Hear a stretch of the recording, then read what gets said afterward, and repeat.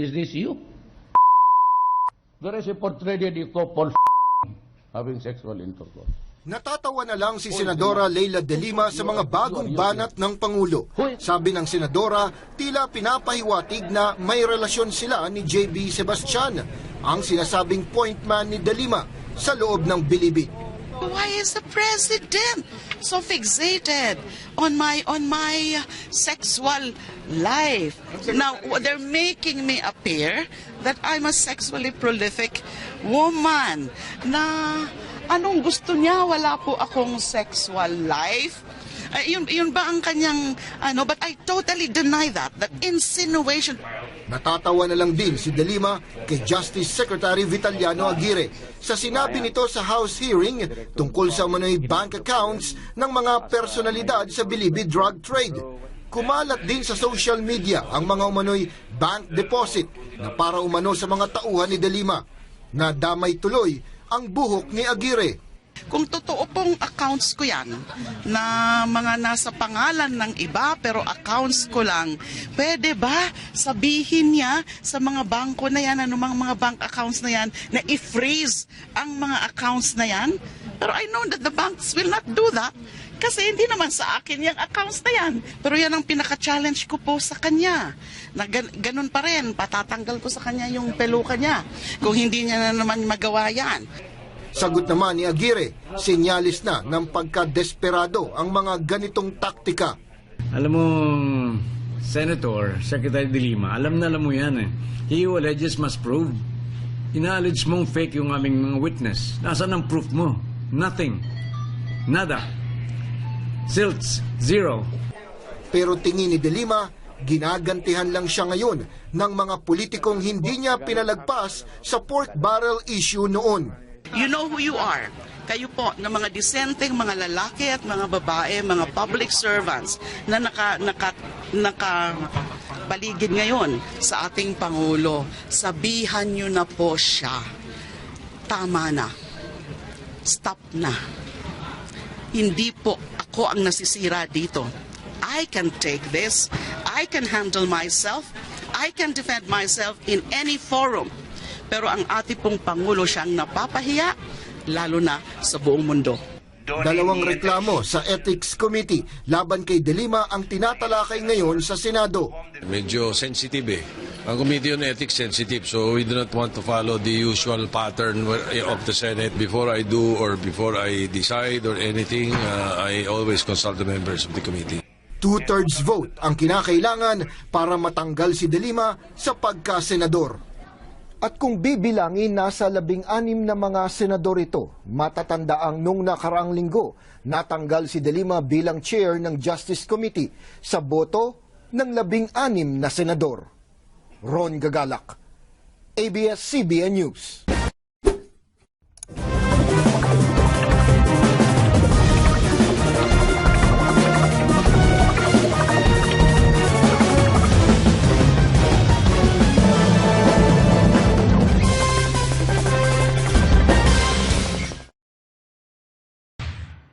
Agosto 25 sa Davao City nang ipakita ng Pangulong Duterte sa publiko ang anyay drug matrix sa loob ng bilibid. Sabit noon si dating Pangasinan Governor at ngayon Congressman Amado Espino.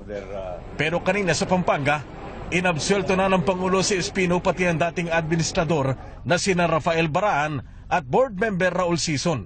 Sorry, sabi ng Pangulong Duterte at nagkamali daw siya. There were lapses. Connect. They probably hit a snag somewhere and they stop. I take full responsibility. Ako yung nag-announce. Even if the soldiers and the police would commit a serious wrong, I will assume that mistake. Hindi ako kargado ng fried chicken kagaya ng iba. Masama nga ang bunganga ako, pero ako nagkamali. It comes from the heart. I am very sorry. Nagpasalamat naman si Espino sa Pangulo sabay sabing buo ang suporta niya sa laban sa droga ng Administrasyong Duterte. Pero kung nagsorry sa iba, pinanindigan naman ng Pangulo na sabit umano talaga sa droga sa bilibid sina dating Justice Secretary at ngayon Senador Leila de Lima, ang dating aide ng kalihim na si Ronnie Dayan at dating Undersecretary Francisco Barahan, pati si dating Bureau of Corrections Director Franklin Bucayo. Giniit din ng Pangulo na ang tinatawag ng gobyerno na Shabu Lab na ito sa Arayat, Pampanga ay konektado sa sindikato ng droga sa Bilibid.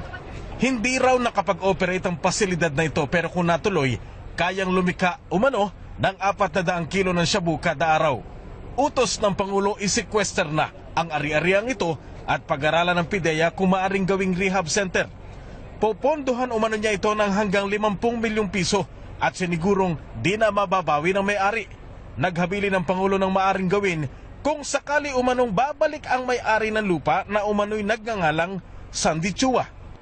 Pag bumalik siya dito, sabi ko, siya na lang ang lutuin dyan sa loob. If you pour muriatic acid, you will never know where he is. Nandito din kanina si PNP Chief Ronald De La Rosa. Ayon sa kanya, pwede nang ikonsidera ang lugar na ito na katumbas ng Medellin, Colombia, sentro ng operasyon ng sindikato ng droga. Ito naman dito, dahil nga malapit sa Subic at saka sa Clark na hindi natin masyado kontrolado yung pagpasok ng precursors. Yan, naputap niyan dito. Tikom muna ang bibig ni Pangulong Duterte tungkol sa listahan ng mga taong showbiz na sabit sa droga. Papunta bukas sa Vietnam ang Pangulong Duterte, Biyernes ang uwi. At pagbalik daw niya, mag-aanunsyo siya ng dagdag na pangalan na nasa listahan ng mga taong gobyernong di umano'y sangkot sa operasyon ng droga. George Carino, ABS-CBN News, Pampanga. At bilang reaksyon po, nagpasalamat naman si Pangasinan Board Member Raul Sison sa paghingi po ng paumanhin ni Pangulong Digong at paglinis sa kanyang pangalan matapos nga pong madawit sa NBP Drug Matrix. Gate ni Sison, pamumulitika lamang daw ang dahilan ng pakakasama ng kanyang pangalan sa Drug Matrix.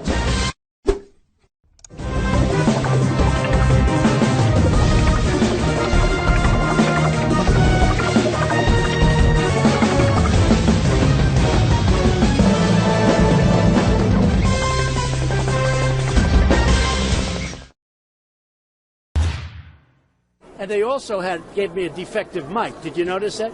My mic was defective within the room. Tapos na ang presidential face-off pero humirit pa si Donald Trump. Ito ang unang pagkakataon na nagharap sina Trump at Democratic presidential nominee Hillary Clinton sa Hofstra University sa Long Island, New York.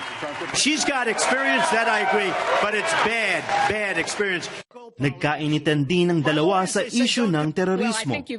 Well, at least I have a plan to fight ISIS. No, you're telling the enemy everything you want to do. No wonder you've been fighting ISIS your entire adult life. May bala naman si Clinton kay Trump kaugnay sa kanyang negosyo at personal tax returns. Maybe he doesn't want the American people, all of you watching tonight, to know that he's paid nothing in federal taxes. I will release my tax returns against my lawyer's wishes when she releases her 33,000 emails that have been deleted. Sa loob ng 70 minutong debate, 25 beses na sumasabat si Trump kay Clinton. Murders are up. All right, you check. Pero di nagpatinag si Hillary. Ipinakita rin ni Clinton na wala siyang problema sa stamina na palaging tinitira ni Trump sa kanyang mga rallies. Pinaalala rin ni Hillary ang mga kontrobersyal na pahayag ni Trump sa mga babae. But this is a man who has called women pigs, slobs, and dogs. That concludes.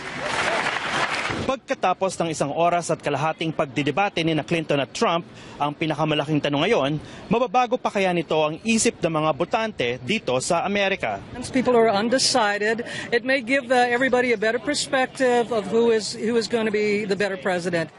Ayon sa isang CNN poll, panalo si Clinton sa mga viewers nito.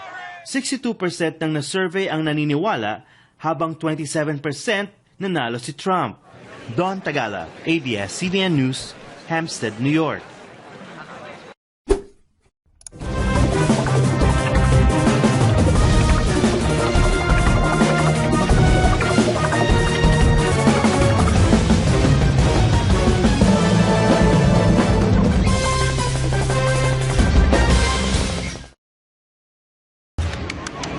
Araw at gabi ang pagkakaiba ng bansang Colombia mula nang ideklara nila ang war on drugs, higit 30 taon na ang nakakaraan. Wala na ang drug lord na si Pablo Escobar, gayon din ang makapangyarihang Medellin Cartel na nung kasagsagan ay tone-toneladang cocaine ang inaangkat sa ibang bansa at libo-libo ang pinatumbang pulis, politiko at mga hukom. Mas ligtas na ngayon. Pero ayon sa political analyst na si Alfonso Cuellar, hanggang panaginip pa rin ang drug-free na Colombia sa kabila ng bangungot na pinagdaanan nila. We've had successes and failures. Successes in the sense that we were able to defeat serious criminal syndicates. Failures in the sense that Colombia continues to be the #1 producer of coca leaves in the world. Ayon sa July 2016 report mula sa United Nations Office of Drugs and Crime, lumalago pa rin ang bilang ng pananim ng coca plants sa bansang tinuturing ng numero 1 producer ng cocaine sa mundo. Tumataas din ang bilang ng mga gumagamit ng droga. At kahit nababagsak na ang mga lumang kartel, napalitan naman ito ng mas maliliit na mga sindikato ngayon. Sa madaling salita, para sa drug policy expert na si Hernando Zambrano ng Universidad de los Andes, may naipanalo nga ang Colombia. Pero hindi ang war on drugs nito. I think the big game is about security. People in the United States, in Europe, they will win the war on drugs if they don't have access to illicit drugs. But they do. At ito ang dahilan kung bakit sinusulong ngayon ng Colombia na baguhin ang pananaw ng mundo sa war on drugs. Para sa kanila, hindi kalaban ng mga drug users, kundi mga pasyenteng kailangan ng kalinga. Nangunguna rito si Colombian President Juan Manuel Santos. Sa isang kolong para sa The Guardian, sinabi ni Santos na mahalagang nakapako sa human rights ang laban.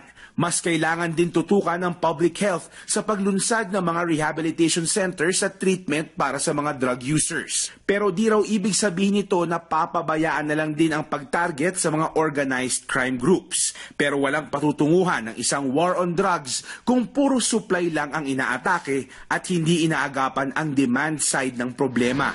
Iikot lang kasi ang problema ng illegal na droga. It's a long process. There is no easy solution. You need to be that with the combination of law enforcement, education, and health. Sa ngayon, gusto ng Colombia na turuan ng mga ibang bansa ng mapait na leksyong natutunan nila. Kahit ano pang sabihin, mali ang dating gawin. Jeff Canoy, ABS-CBN News, Bogota, Colombia.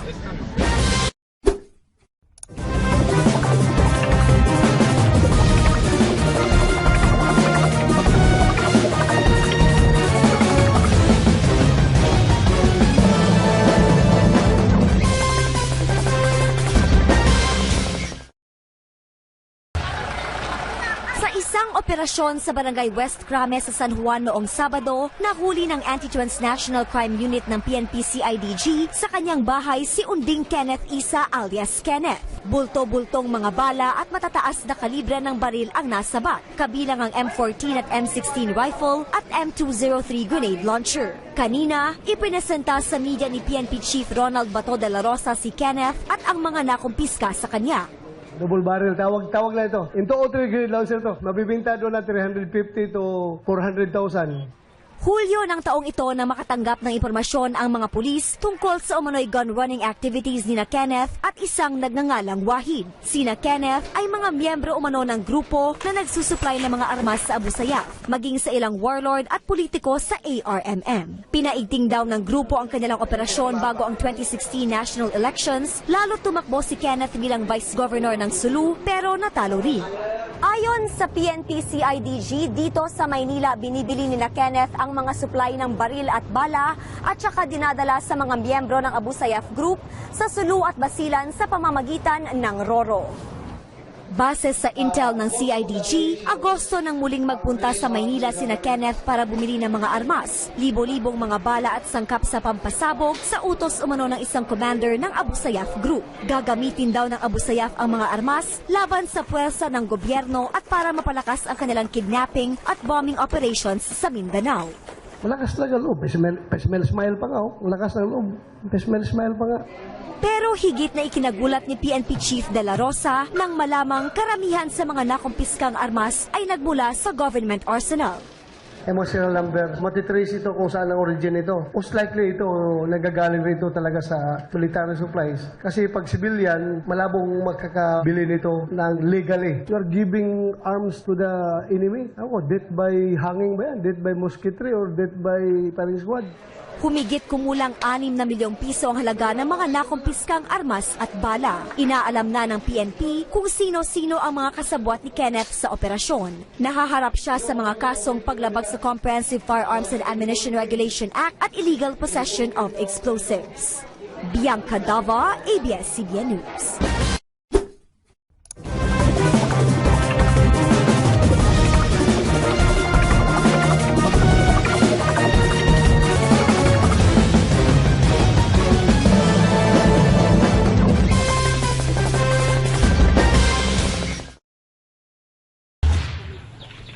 Lunos-lunos ang sinapit ng pamilya Edara matapos barilin at pagtatagain ng 2 armadong lalaki.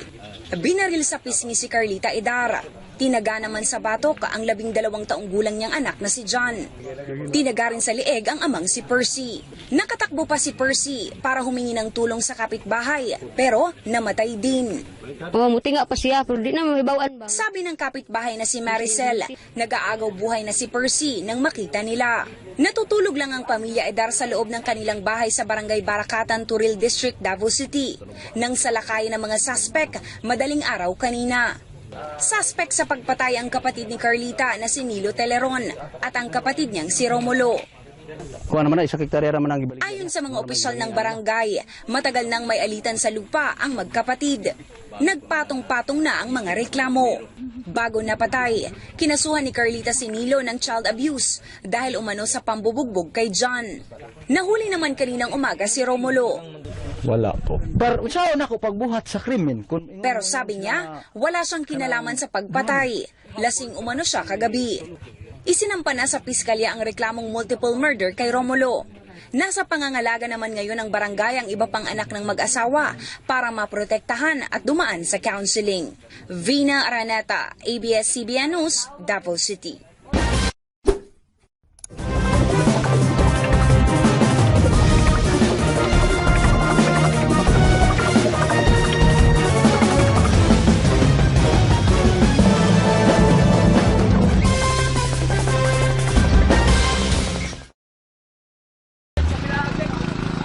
Yuping-yupi ang kotseng ito matapos maipit ng 3 14-wheeler sa southbound lane ng nagtahan flyover sa Santa Mesa, Maynila pasado hating gabi.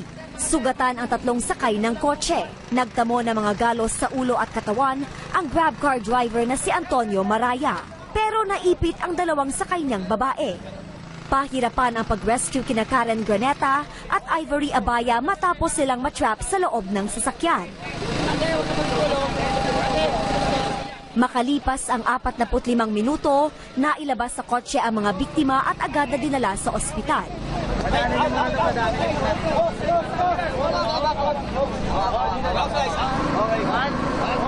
Sa ospital na binawian ng buhay si Ivory na pamangkin ni Laguna Representative Benjamin Agaraw.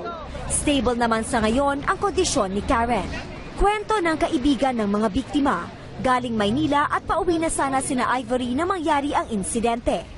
Mga 1 na, sabi ko bakit wala pa siya. Tinext ko na siya, walang reply. Tinry ko ulit tawagan yung cellphone ni Ivory, sumagot na. Kaso hindi na siya. Yung fire volunteer na nga, yun nga may nangyari daw. Paliwanag ng driver ng trailer truck na si Edison Gonzalez, biyahe siyang Cavite mula Pampanga para ihatid ang kargang buhangin.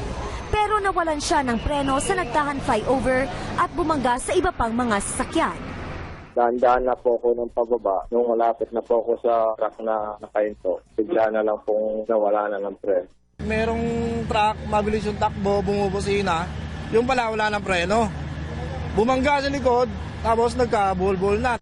Muli namang nagpaalala ang pulisya at traffic bureau sa mga motorista. Bago umalis ng garahe, dapat kine-check muna yung mga sasakyan para may iwasan natin yung mga gantong aksidente na nangyayari sa kalsada. Halos 7 oras tumukod ang trapiko. Pinag-aaralan na ang mga isasampang kaso laban kay Gonzalez. Bianca Dava, ABS-CBN News.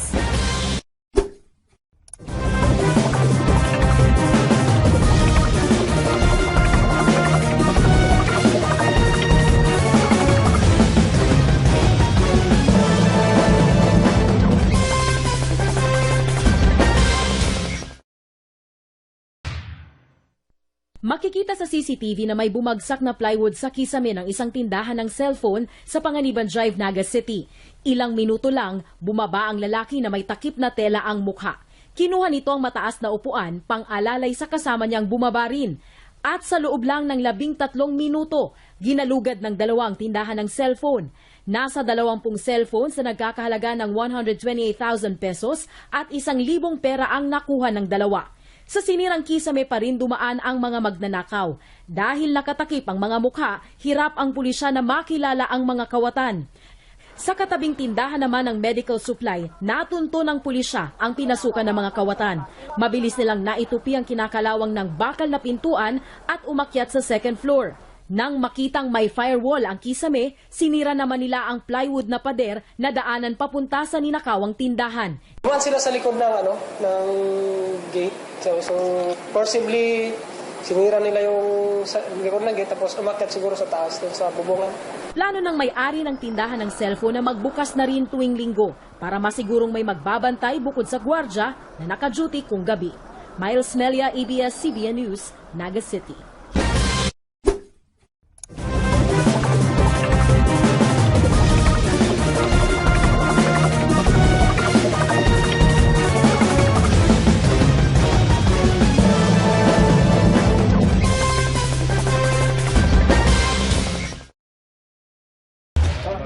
Isinailalim na sa inquest proceeding ang dating sexy star si Karen Palasige o mas kilala sa screen name niyang Sabrina M. Matapos siyang arestuhin ng QCPD kahapon dahil sa paggamit at pagbebenta ng illegal na droga. Walang piyasang inirekomenda ang piskalya para sa dating aktres. Gayon din sa 2 suspect na kasama niyang nahuli. She is a known drug user, so meron din siyang mga kasamahan. So may sistema na rin na nagbebenta na rin ng droga. So meron siyang pinagkukuhaan and then meron din siyang pinagbibigyan. That's basically drug peddling, diba? We have filed cases in violation of RA 9165 na puro mga non-bailable offense. Ayon sa QCPD, may mga bina-validate na silang mga pangalan ng mga artistang sangkot sa illegal na droga. May babala rin sila sa mga taga-showbiz na sangkot sa illegal na droga. Artista ba yung binabanggit? May artista, meron hindi artista. Marami to, sir. Marami. Well, ayoko kasi magbigay ng numbers, but ito kasi naman is parang information galing sa kanya. Kung so-surrender or tatalima doon sa ating panawagan, una-una, alam natin na voluntary surrender na yun. So wala na tayong arrest na gagawin doon.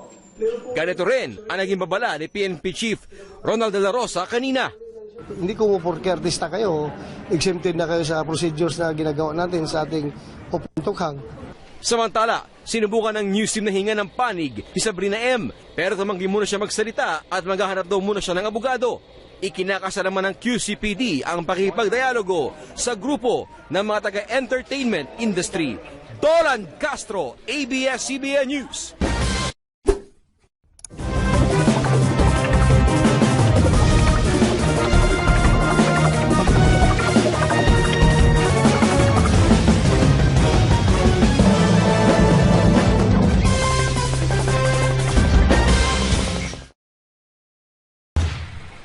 Kung hindi kayang pigilin ang pagpuslit ng cellphone sa loob ng Bilibid Building 14, tanggalan ng signal.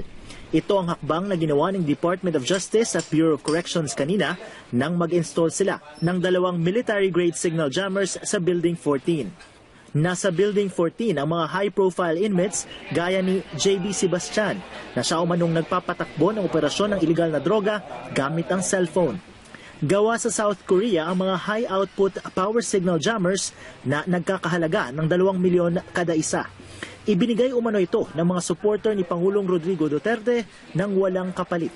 We are hoping na kung di man totally eradicate yung transactions using the cellphone is at least ma-minimize. Dagdag pa ni Yusek Orseo, stopgap measure ito habang hindi pa nitatayo ang ibang mga pasilidad na may mga CCTV at ibang kagamitang susugpo sa pagpasok ng mga kontrabando. Sa ngayon kasi marami pa ring nakakapuslit na cellphone sa loob ng kulungan. Ilan lamang ito sa mga na-recover ng SAF sa 2 buwan na pagbabantay dito sa NBP. Ito, akalain mo tsinelas, pero sa loob, pwedeng lagyan ng cellphone. Ito mukhang ashtray, pero pwede rin lagyan ng cellphone sa loob. At ito, Akalain mong dumbbell, may butas din sa loob.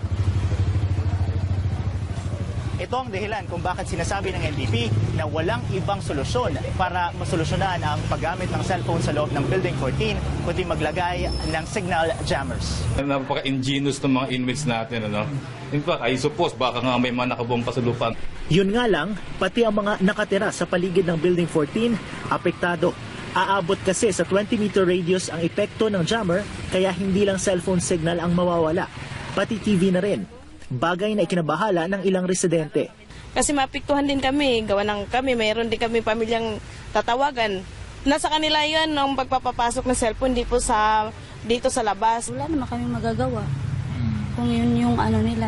Siguro no choice, wala rin talagang magagawa. Sa labas na lang po. Pag sakaling may importante o emergency na kailangan. Ikinatuwa naman ni Bucor OIC General Rolando Asuncion ang pag-aproba ni PNP Chief Director General Ronaldo De La Rosa sa extension sa pagbabantay ng SAF sa Bilibid. We need mga 6 months pa. Kasi pag na-implement yung modernization law before the year ends, kakaroon pa kami ng recruitment and training. Umaasa si Asuncion na bago umalis ang SAF sa Bilibid, maibabahagi nila ang kanilang disiplina sa mga tauhan ng Bucor. Mike Navalio, ABS-CBN News.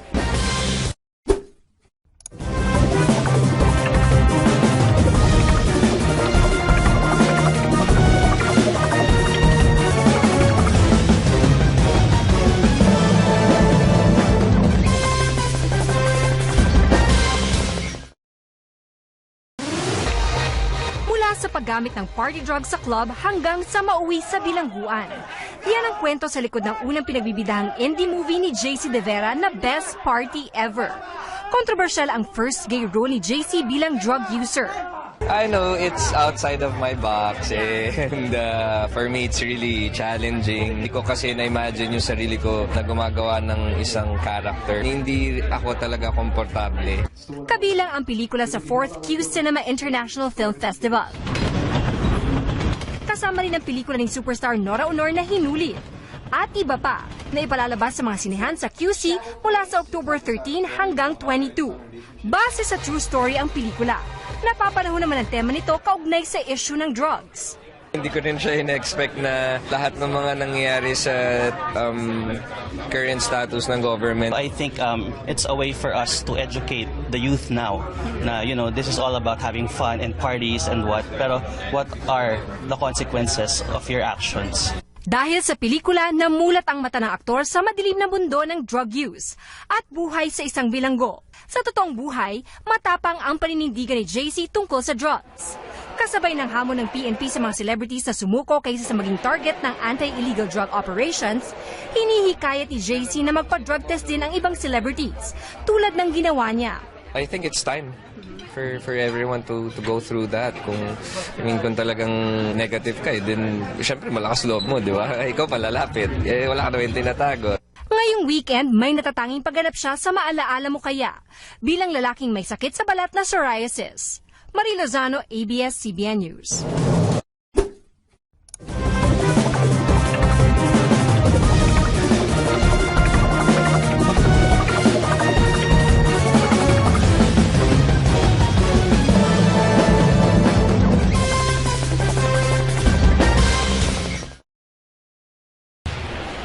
Kung ang bagong teacher na sumisweldo ng lagpas 20,000 pesos kada buwan ay binubuwisan ngayon ng 20% o 50,000 pesos kada taon sa panukala ng Finance Department sa Kongreso, wala na silang income tax simula 2018. Sa isinumiting proposed bill ng DOF, walang income tax ang lahat ng kumikita ng hanggang 250,000 pesos. 20% sa kumikita ng lagpas 250,000 hanggang 400,000 pesos. 30,000 pesos at 25% sa lagpas 400,000 hanggang 800,000 pesos ang kita. 130,000 pesos at 30% sa lagpas 800,000 hanggang 2 million pesos ang kita. 490,000 at 32% sa kitang lagpas 2 million pesos hanggang 5 million pesos at 1.45 million pesos at 35% sa kitang lagpas 5 million pesos. Bababa ng konti ang income tax rate pagdating ng 2019. Gusto mang ihabol para maipatupad na sa 2017? Mukhang gahol sa oras ang Kamara. Kaya pa naman kasi yung maipasa yung bill, yung law, in 2017. I don't know lang kung administratively possible. Kasali sa panukala ang pagpataw ng 6 na piso sa kada litro ng excise tax sa diesel, kerosene at LPG at mas mataas na excise tax sa gasolina na 10 piso kada litro. Sa kwenta ng DOE, maglalaro sa 6 pesos and 33 centavos hanggang 6.72 kada litro ang magiging dagdag sa presyo ng petrolyo dahil sa bagong excise tax. Sa pool daw ang consumer sa panukalang ito, sabi ni Bayan Muna Representative Carlos Zarate, dahil magkakaroon ng pagtaas sa presyo ng basic goods pati na sa singil ng kuryente at tubig pag tumaas ang presyo ng petrolyo. Para kay Senate Ways and Means Committee Chair Sani Angara, dapat pag-aralan itong mabuti. Pag-isipan natin anong magiging epekto sa paglikha ng trabaho kapag masyado nating nilakihan yung mga buwis. Isa pa sa gusto ng DOF, tanggalin ang exemption sa VAT ng mga senior citizen at persons with disability. Bagay na kailangan din daw pag-aralan ayon sa mga mambabatas. Kahit ako sarili kong nanay, magagalit din sa akin. Mga kababayan ko, magagalit din sa akin. But I'm willing to hear DOF out. Hanggat wala pa yung subsidiya, siguro wag muna natin tanggalin itong mga benepisyo na o insentibo o exemption na binibigay sa mga sektor na ito. Sasailalim pa naman sa public hearing ang panukala. Ibig sabihin, didinggin ng Kamara at Senado ang mga hinaing ng mga sektor na masasapul kapag naipasa ang batas. Alvin Alchico, ABS-CBN News.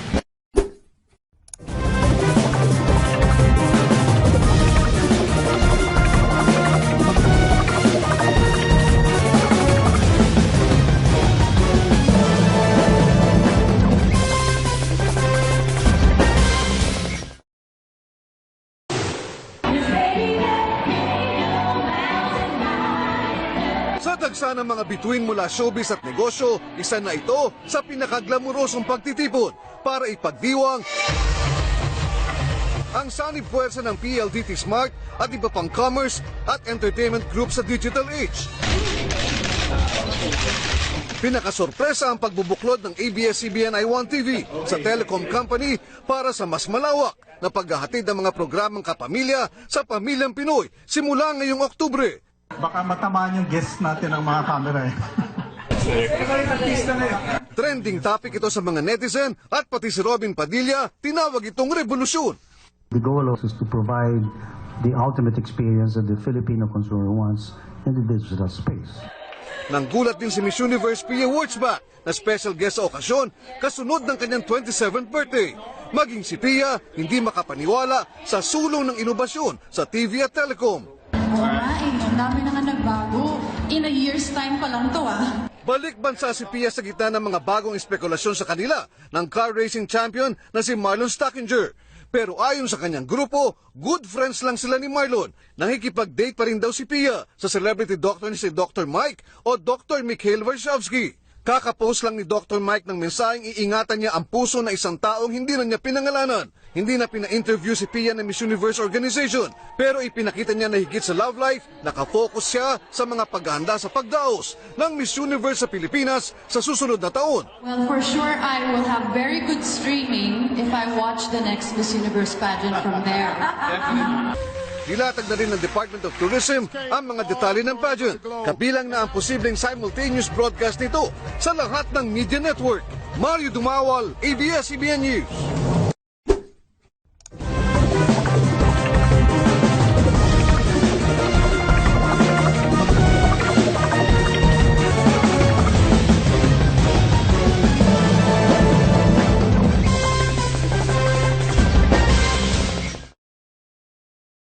Kasama ang pamilya Culata, pinuntahan ng Death Investigation Division ng NBI ang lugar kung saan nahuli sa checkpoint ang Saudi OFW na si Mark Anthony Culata pasado alas 11:30 noong September 8. Alas 5 ng umaga kinabukasan, natagpuan ng bangkay ni Kulata na may mga tama ng bala. Binalot ng masking tape ang bibig at may karatulang "Pusher ako." Ayon sa pamilya Kulata, bago at matapos matagpuan ang bangkay ng biktima, 2 beses pa silang pumunta sa police station para magtanong kung may nahuli o naaresto sa checkpoint noong gabi ng September 8. Nagtanong kami sa blatter, walang naka-blatter.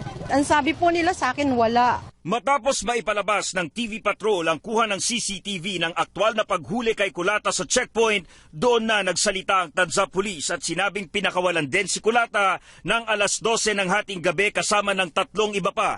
Witness nila sir na nagsabi dito at hindi po kami. They brought him to us.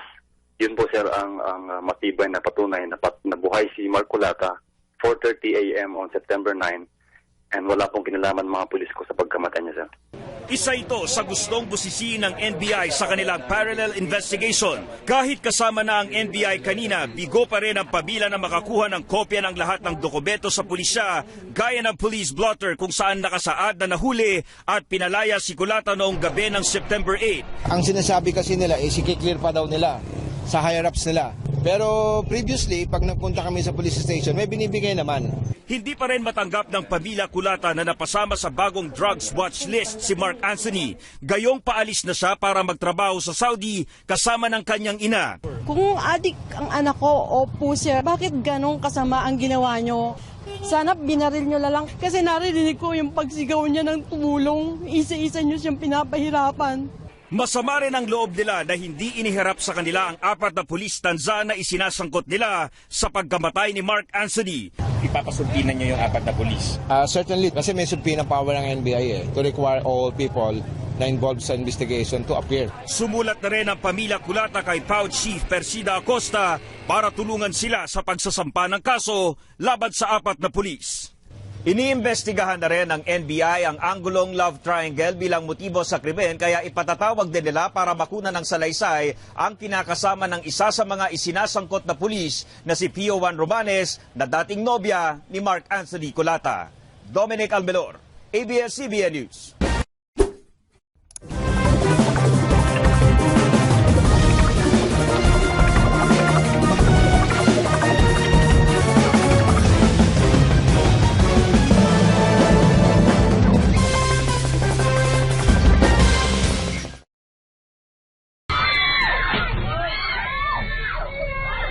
Kumakalat ngayon sa Facebook ang isang video na ini-upload ni Glenn Claveria noong linggo. Kita sa video na nagkagulo ang mga sakay ng pampasaherong bus matapos pagbabatuhin ng grupo ng mga binatilyo sa kabaan ng Mindanao Avenue sa Quezon City. Nabasag ang ilang bintana ng bus sa laki ng mga bato.